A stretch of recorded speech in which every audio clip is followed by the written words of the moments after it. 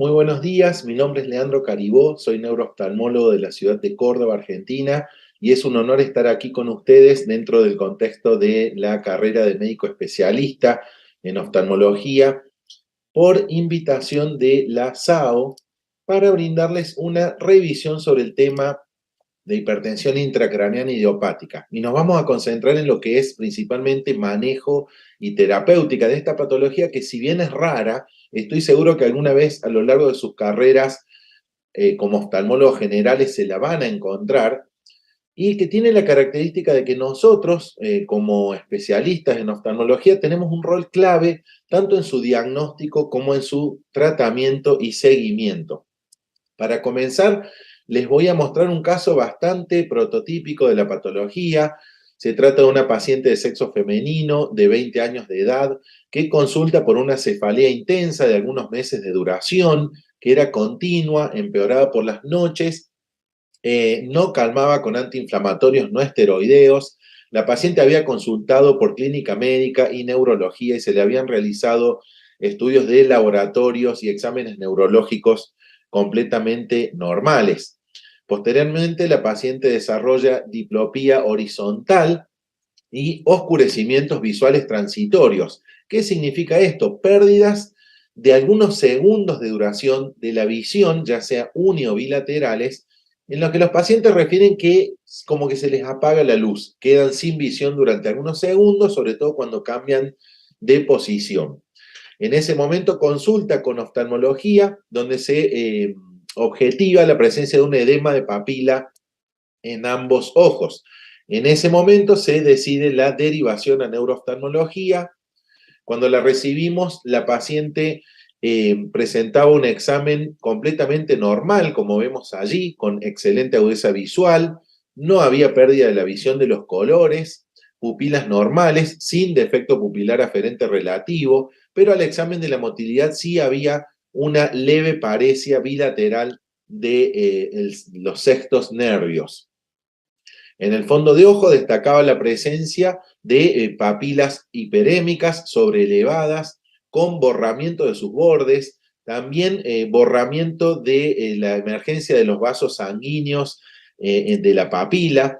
Se ve mucho mejor en esta fotografía neritra, donde podemos objetivar mucho mejor aún esa hemorragia peripapilar en el ojo derecho y la opacificación de la capa de fibras nerviosas.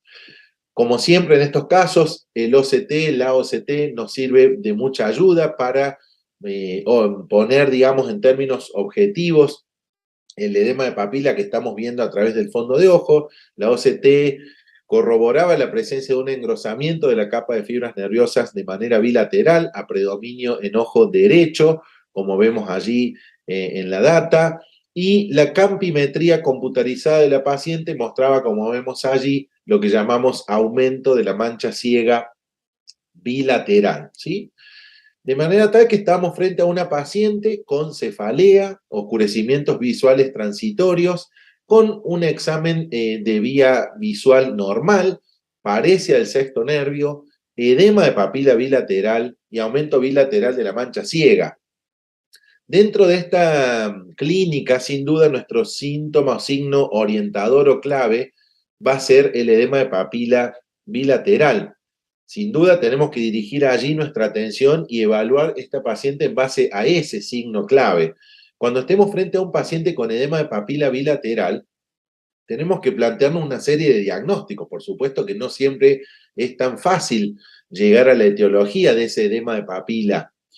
Si la persona con edema de papila presenta una pérdida visual significativa, o sea, un compromiso de agudeza visual, de visión cromática o campimétrico central, con digamos, una repercusión importante sobre su visión, tenemos que plantearnos que estamos frente muy probablemente a una paciente que tiene una neuropatía óptica en sus dos ojos, una neuritis óptica, una neuropatía óptica de tipo compresiva, isquémica, o bien podríamos estar frente a una paciente con un papiledema crónico. Sin embargo, nuestra paciente, recordemos que tenía una pérdida visual mínima, tenía agudeza visual excelente, con una campimetría que marcaba defectos periféricos, la visión cromática era normal, es decir que la pérdida visual era leve. En estos casos de edema de papila bilateral con pérdida visual leve, tenemos que plantearnos la presencia de una hipertensión intracraneana detrás de esta patología. La hipertensión intracraneana en general va a ser de causa identificable, ya sea por la resonancia magnética o alguna otra prueba que nos permita llegar a un diagnóstico, pero también podemos estar frente a una hipertensión intracraneana de origen no identificable, que es el tema del que estamos hablando hoy, la hipertensión intracraneana idiopática, cuando los exámenes de neuroimágenes sean normales. De manera tal que esta sería la categoría en la que englobaríamos a nuestra paciente.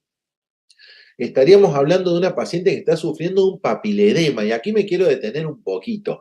Papiledema es, o tenemos que empezar a utilizar el término correctamente, papiledema es aquel edema de papila causado por elevación de la presión intracraneana. Tenemos que reservar el término papiledema exclusivamente para aquel edema de papila que en el 99% de los casos o más va a ser bilateral, causado por elevación de presión intracraneana. Nosotros no podemos hablar de una persona que esté padeciendo, por ejemplo, un edema de papila por una neuritis óptica y decir la persona tiene un papiledema en el ojo derecho, por ejemplo, si es una neuritis óptica. El papiledema es aquel edema de papila causado por hipertensión intracraneana. No podemos usarlo con otra connotación. La paciente padecía entonces un papiledema. ¿Cuál era la causa de este papiledema? ¿Cómo proceder cuando estemos frente a un paciente con edema de papila bilateral en quien sospechemos que la causa es hipertensión intracraneana? Bueno, en primer lugar, nunca descartar lo más simple. La persona puede estar sufriendo un episodio de hipertensión arterial maligna, de manera tal que lo primero que tenemos que hacer es chequear la tensión arterial, sin importar la edad de la persona ni el estado físico que tenga. Descartemos la hipertensión intracraneana maligna, aquella hipertensión arterial sistólica por encima de los 180 milímetros de mercurio, con diastólicas por encima de 120 milímetros de mercurio. Una vez descartada la hipertensión arterial maligna, si no existe la misma, tenemos que proceder urgentemente a realizar una neuroimagen y lo tenemos que hacer lo antes posible. En general, la neuroimagen de elección va a ser una resonancia magnética nuclear de cerebro con y sin gadolinio, y tenemos que agregar angioresonancia con venograma, como vemos allí en este diagrama. A partir de la neuroimagen podemos ya tener una lesión objetivable, ya teníamos el diagnóstico etiológico, pero si la neuroimagen es normal, vamos a proceder a analizar el líquido cefalorraquídeo, vamos a tener que realizar una punción lumbar, que si es normal, puede hacernos pensar en la hipertensión intracraneana idiopática. De manera tal que nuestra paciente lo que se realizó fue la neuroimagen, la resonancia magnética con gadolinio y angioresonancia, que vino informada como normal, pero si observamos presentaba algunas alteraciones que nos tienen que hacer sospechar hipertensión intracraneana. La silla turca parcialmente vacía, un aumento del espacio perióptico alrededor en las vainas de los nervios ópticos y un achatamiento de la esclera posterior. Todos estos signos nos hacen sospechar hipertensión intracraneana y tenemos que buscarlos porque muchas veces no nos van a venir informados por el especialista en neuroimagen. Con esa neuroimagen normal, sacando esos signos de hipertensión intracraneana, pasamos a solicitar una punción lumbar al equipo, por supuesto, de neurología o neurocirugía. Esa punción lumbar informa una presión de apertura del líquido cefalorraquídeo de 27 centímetros de agua, por encima de los valores considerados como normales, que vemos allí en la diapositiva, y una composición del líquido cefalorraquídeo completamente normal. De manera tal que estamos ante una paciente con un papiledema, con un examen neurológico que había sido normal, recordemos al principio, neuroimágenes informadas como normales, si bien presentaba algunos signos de hipertensión intracraneana, con una punción lumbar que confirmaba dicha hipertensión, composición de líquido cefalorraquídeo normal y ausencia de otras causas de hipertensión intracraneana. Esta es la típica paciente que englobaríamos dentro del síndrome de hipertensión intracraneana idiopática. Y ahora bien, ¿qué es la hipertensión intracraneana idiopática? La hipertensión intracraneana idiopática se define como una elevación de la presión intracraneana de etiología desconocida. La fisiopatogenia está en estudio y hay gran discusión al respecto, Como les decía en un principio, vamos a dedicarnos más al manejo y terapéutico, no nos vamos a detener en aspectos fisiopatogénicos complejos que aún no están del todo dilucidados. Sí sabemos que se presenta en mujeres jóvenes obesas, mujeres que se encuentran en edad fértil de la vida, se relaciona mucho con ganancia reciente de peso en los últimos meses de las pacientes, y si bien no sabemos por qué se asocia con obesidad, esta asociación es tan fuerte que siempre tenemos que indagar sobre el tema, tenemos que preguntar a la paciente si ella se nota que con sutileza, por supuesto, si ella nota que ha ganado recientemente peso. Un índice de masa corporal superior a los 30 es lo que generalmente vamos a encontrar en este tipo de pacientes. Por supuesto que afecta a pacientes en otras edades y también a pacientes de sexo masculino. Una vez definido qué es la hipertensión intracraneana, tenemos que hablar un poquito de qué no es la hipertensión intracraneana idiopática y nos vamos a detener un poquito en asuntos semánticos, digamos así. La hipertensión intracraneana idiopática antes y actualmente en alguna literatura, lamentablemente todavía se sigue utilizando el término de pseudotumor cerebri o pseudotumor cerebral. Ese término no debe ser utilizado para referirnos al cuadro de hipertensión intracraneana idiopática. Pseudotumor cerebral significa simplemente que hay una hipertensión intracraneana, pero no hay un tumor. Sin embargo, puede haber otras causas, como trombosis de senos venosos, consumo de fármacos, endocrinopatías, que están generando esa hipertensión intracraneana y que no la harían ser idiopática, sino que son pacientes que pueden estar sufriendo una patología que explica la hipertensión. No sería, por tanto, idiopática. O sea, no utilicemos el término pseudotumor cerebral como sinónimo de hipertensión intracraneana idiopática porque no lo son. La hipertensión intracraneana idiopática carece de causas. El pseudotumor cerebral es una hipertensión intracraneana donde no hay un tumor, pero puede haber otras causas. Tampoco es lo que antes se llamaba hipertensión intracraneana benigna. Si bien la mayoría de nuestros pacientes tienen un excelente pronóstico, como vamos a ver al final de esta charla, un 96% de las pacientes tienen pérdida de campo visual, lo que ya de por sí es algo serio. Hasta un 25% de los pacientes en algunas publicaciones terminan con algún grado de atrofia óptica, con hasta 10% de pacientes que terminaron con ceguera en uno o ambos ojos en algunas publicaciones y una alta tasa de recidiva si el cuadro de base, la obesidad en general, no es resuelto. Ahora bien, ¿cómo diagnosticamos una hipertensión intracraneana idiopática? Por suerte, hace poco se realizó una revisión de los criterios diagnósticos de Dandy, que fueron brindados allá por 1937. Una revisión por la doctora Friedman, autoridad en la materia, estableció los criterios diagnósticos que vemos allí en pantalla. Tenemos que tener pacientes con papiledema, examen neurológico normal, excepto esa paresia del sexto nervio que puede formar parte del cuadro, neuroimágenes normales, punción del líquido cefalorraquídeo en decúbito lateral con presiones de apertura superiores a 25 centímetros de agua, con una zona gris entre 20 y 25 centímetros de agua, líquido cefalorraquídeo de composición normal y, como decíamos antes, tiene que ser idiopática. No puede haber otra causa que nos pueda explicar esa hipertensión intracraneana. Repasemos algunos de estos criterios. En cuanto a la clínica de la hipertensión intracraneana idiopática, los síntomas más frecuentes sin duda son la cefalea, los oscurecimientos transitorios de la visión y el tinnitus pulsátil. Otros síntomas son dolor de espalda, mareos y otros que vamos a ver a continuación. Muchos de estos síntomas deben ser, digamos, extraídos en la anamnesis de la o el paciente. La cefalea sí es el síntoma clave y por el que suelen consultar las pacientes, pero los oscurecimientos visuales transitorios, que son aquellas pérdidas de algunos segundos de duración, donde la paciente siente como que se quedan sin visión durante 1, 2 o 3 segundos, sobre todo cuando cambian de posición y que tienen que ver con el juego de la presión intracraneana inducido por el ortostatismo o el tinnitus. Las pacientes en general no nos lo refieren, nosotros tenemos que consultar si los pacientes tienen esos síntomas.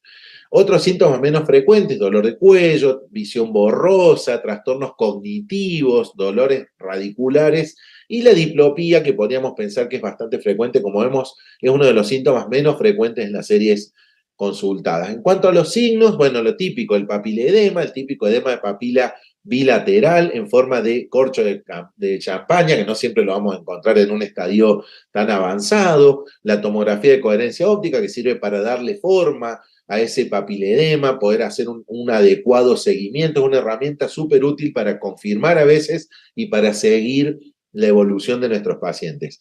Pero digamos, el estudio clave para seguimiento sin duda sigue siendo la campimetría, que es lo que nos va a demostrar el compromiso visual, el compromiso de las neuronas del nervio óptico. El hallazgo típico es el aumento de la mancha ciega en nuestros pacientes, pero hay otros hallazgos como escalones nasales o constricciones visuales o pérdidas visuales, pérdidas campimétricas generalizadas, que también, por supuesto, son parte del cuadro.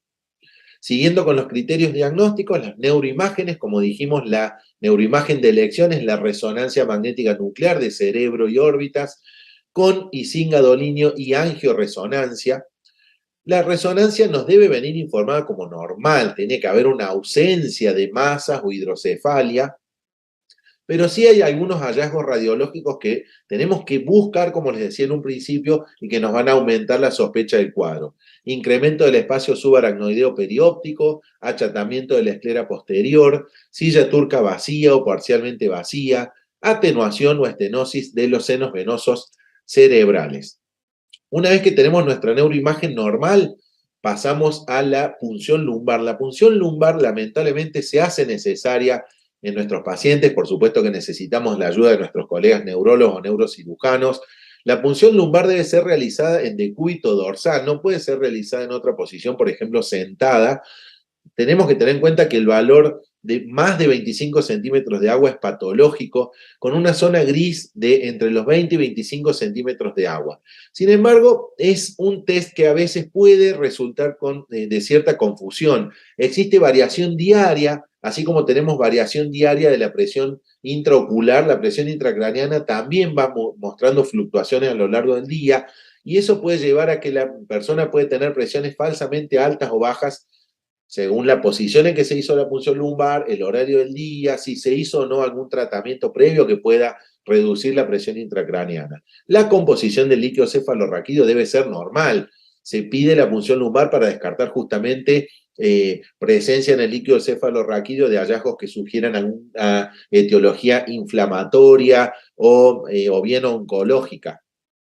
Por último, de los criterios diagnósticos, tenemos que estar seguros de que la hipertensión intracraneana es completamente idiopática. Hay causas secundarias que podemos necesitar excluir: trombosis de senos venosos cerebrales, anemias severas, pacientes que estén consumiendo ciertos tipos de antibióticos, fármacos, vitaminas, pacientes que padecen algunas endocrinopatías, síndromes de apnea o hipopnea del sueño, de manera tal que, bueno, con nuestra neuroimagen de elección, la resonancia con angioresonancia, tenemos excluida la trombosis de senos venosos, por eso la importancia de la angioresonancia, y a veces podemos pedir algún laboratorio o polisomnografía para descartar alguna de las otras etiologías. También tenemos que descartar el pseudopapiledema, aquellas papilas que aparentan ser edematosas, pero no lo son. Fundamentalmente la papila bigarrada, el famoso crowded disc o discos muy compactos, como aquellos que vemos en pacientes, por ejemplo, hipermétropes, que nos pueden hacer, hipermétropes altos, que nos pueden hacer sospechar que el paciente tiene un edema de papila cuando no es así. Los drusas de papila, típica causa a descartar, fiebras mielínicas, papilas oblicuas, etc. No nos vamos a tener en cada una de estas etiologías, pero sí decir que cuando el edema de papila o cuando la papila elevada, digamos así, es un hallazgo, un paciente que no tiene cefalea, que no tiene síntomas ni signos de hipertensión intracraneana, sospechemos que estamos frente a un pseudopapiledema y podemos primero pensar en esto antes que hacer un workup sumamente costoso, engorroso para el paciente. ¿Cuándo sospechar pseudopapiledema en lugar de un papilema verdadero? Cuando estemos frente, como les decía, cuando es un hallazgo, una papila pequeña, sin excavación, papilas con pulsos venosos presentes, aumento de la vasculatura que emerge a partir de la papila, no hay borramiento de los vasos sanguíneos al emerger de la papila ni en los bordes del nervio óptico. Si necesitamos, podemos pedir una retinofluoresceínografía que va a mostrar que no hay pérdida de contraste, pero sí puede haber una tinción, un staining. De manera tal que, bueno, una vez que tenemos los criterios diagnósticos para hipertensión intracraneana idiopática cumplidos, uno por uno, tenemos que pensar en cómo manejar estos pacientes, qué tenemos que hacer para tratarlos. El tratamiento de la hipertensión intracraneana idiopática se basa en tres grandes pies, digamos así: la pérdida de peso, la utilización de fármacos y en algunos casos seleccionados la cirugía. La pérdida de peso es indudablemente el tratamiento más demostrado, digamos así, es el único tratamiento modificador de la enfermedad de acuerdo a las publicaciones científicas de las que disponemos. Sabemos que con un 15% de pérdida de peso, de la pérdida del peso actual de la paciente, ya suele ser suficiente para que la enfermedad entre en remisión. Generalmente les debemos sugerir a las pacientes un programa profesional, ir a una nutricionista, un médico especialista en nutrición va a ayudar muchísimo a que nuestros pacientes anden bien. Y en casos selectos, y se está estudiando, como vamos a ver a continuación, la cirugía bariátrica puede cumplir algún rol en nuestros pacientes. La utilización de fármacos es sin duda el segundo escalón y siempre tenerlo en cuenta. Hoy por hoy sabemos que tenemos que iniciar el tratamiento con acetazolamida en dosis variables. Generalmente podemos empezar con 500 miligramos por día e ir escalando la dosis de acetazolamida.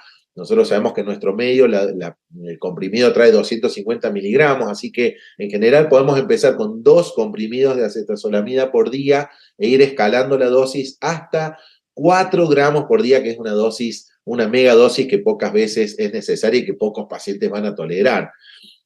Podemos considerar también la utilización del topiramato, otro fármaco que ha demostrado ser igual o tan útil como la acetazolamida, sin embargo se requiere mayor cantidad de evidencia científica para demostrar su utilidad. Tiene el beneficio de que va a combatir la migraña, que muchas veces se asocia a la hipertensión intracraneana idiopática, tiene la capacidad de reducir el apetito de los pacientes. Sin embargo, el topiramato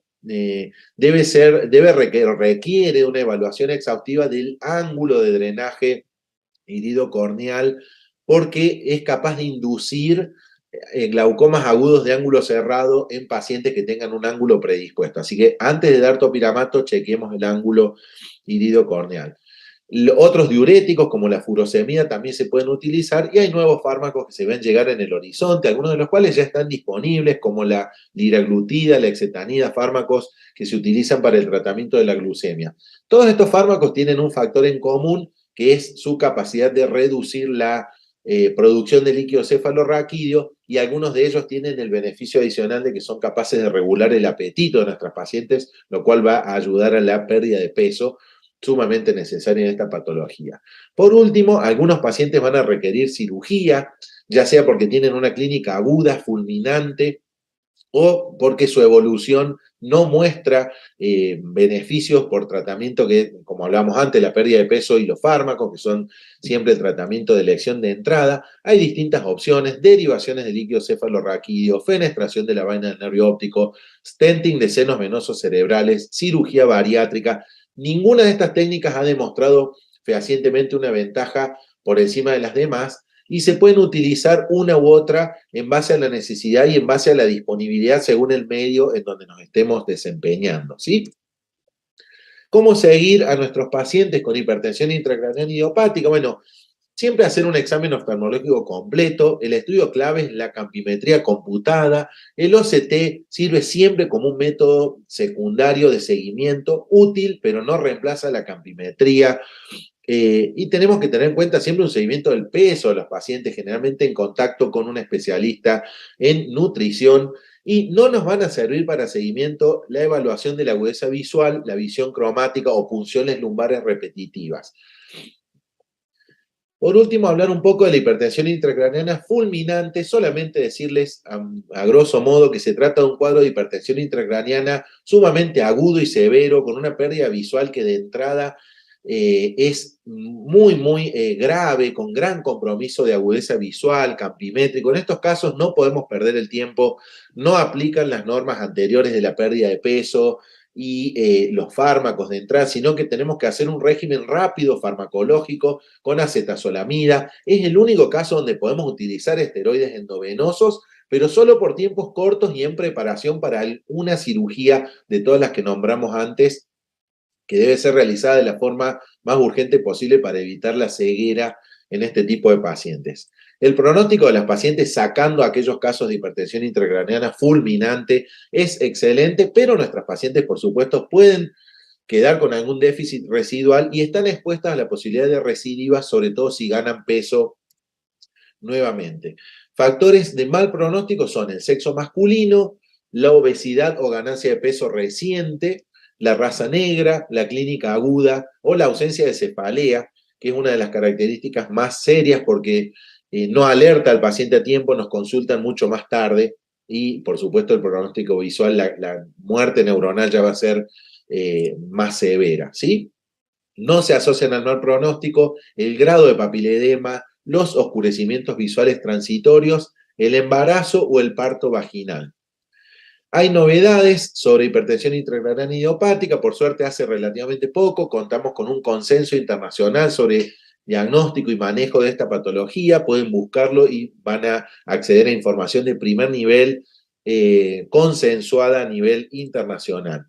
Nuevos trials dedicados al descubrimiento de nuevos fármacos o técnicas quirúrgicas que si bien no son del todo nuevas, pero va a servir para establecer de una vez por todas cuál es el rol, por ejemplo, del stenting de senos venosos cerebrales, cuál de las técnicas es mejor si la derivación de líquido cefalorraquídeo o la fenestración de vainas del nervio óptico, cuál es el rol de la cirugía bariátrica en el manejo de estos pacientes.